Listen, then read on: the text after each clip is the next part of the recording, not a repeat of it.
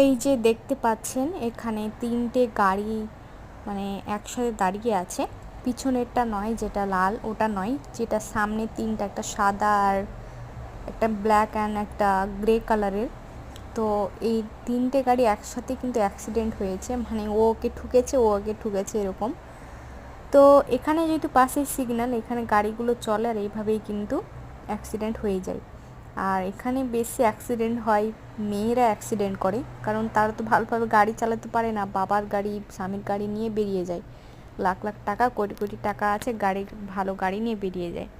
তো এইভাবে অ্যাক্সিডেন্ট করে ফেলেছে। তো এখানকার নিয়ম, যতক্ষণ না পর্যন্ত ইন্স্যুরেন্সের লোক আসবে ততক্ষণ যেতে পারবে না। আর যদি বিশেষভাবে ক্ষতি হয় তাহলে পুলিশ আসবে, অনেক ঝামেলা।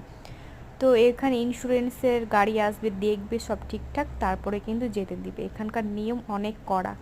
তো এই যে দেখতে পাচ্ছেন।